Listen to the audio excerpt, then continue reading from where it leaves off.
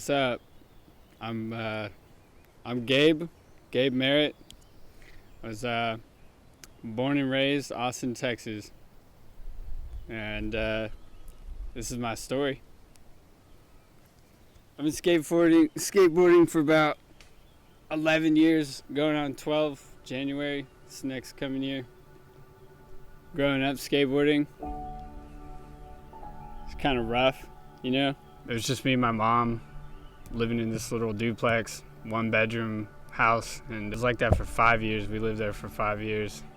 Growing up in Round Rock, I wouldn't say it's as bad as the Bronx, but it was definitely not like the best situation for a kid growing up. I think that was like the most impactful time in my life. It was kind of where I was, going through my teen years and figuring shit out for myself. And skateboarding in Round Rock, for as long as I lived there, me and my friends just sort of saw it as a way of not only something to do besides school, but it was kind of a way of making the living situation better. Fuck, bro. I don't know. We're just gonna have to cut all that shit. No, but it wasn't. It wasn't like a way to cope or escape, really. It was more like a way to blend in.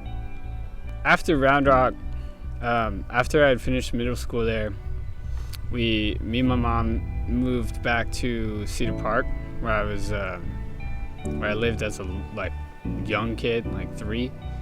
We moved back there because we couldn't afford the 1-bedroom duplex anymore. We had to move back in with who I called my stepdad, or second dad at the time, Mark. When we moved back in with Mark in 2014, it was a lot different in the house.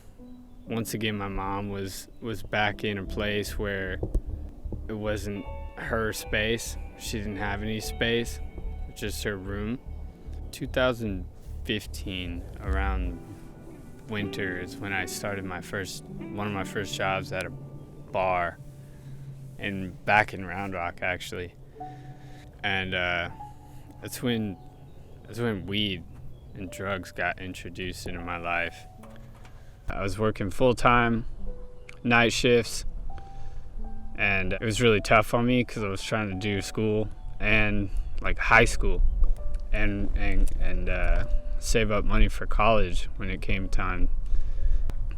And then out of nowhere, my grandma got really sick, and she passed away actually on my 16th birthday. You see, my grandma, before Round Rock, as a kid I grew up in Abilene, where my grandma owned a house. And I don't know, man, there was she and everything that surrounded her and the house and the property that was there was sort of like paradise before the real world. It was tough, especially for my mom. I thought I could get through that, and then I think it was 2 or 3 months later, my stepmom actually passed away from cancer out of nowhere. Nobody told me anything until the day of. My dad called me while I was at the mall. I was like, hey man, it happened. My stepmom, that was really important to me because my dad obviously isn't in the picture, never was, but he also wasn't in any of my brother's pictures either. He was in nobody's picture. He wasn't around for anybody. He only did what he wanted for him. He'd been divorced, as much as I know, 3 times, and it was all because nothing was good enough for him, blah blah. He was bad, and my stepmom was different. They had a kid together. Over the years, I knew her since I was 8, and she died in 2016, so over 8 years, my dad, I noticed, was changing as a person. It was the first time I noticed that he was becoming better as a man. And I haven't seen my dad. I've seen my dad once, since then. I've actually seen him once. And so that was kind of, you know, both of those things together, and working at a young age as much as I was working and trying to cope with school. It was all a lot. It was a lot of mental stress. Through all that, I wasn't skating a lot because it was a lot to take on and try to figure out. You know, I got depressed. I got really depressed.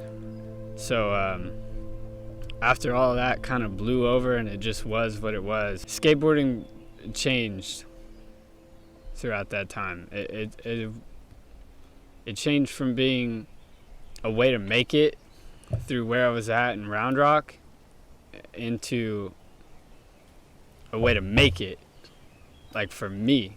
As I started to skateboard by myself more, I started to get a little more serious about it. Like, I'm gonna go out, headphones in, and I started focusing on learning more tricks and getting better for myself.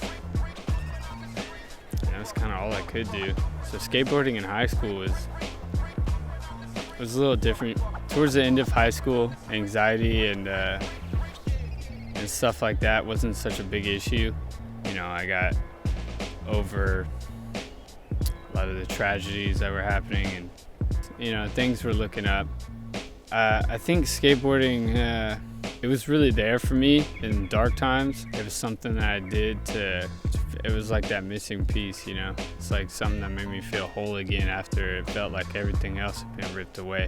Now it's not so much of like a crutch or anything like that. It's not so much of something I need. It's something that I know when things happen in the future, it's gonna turn into something I need again.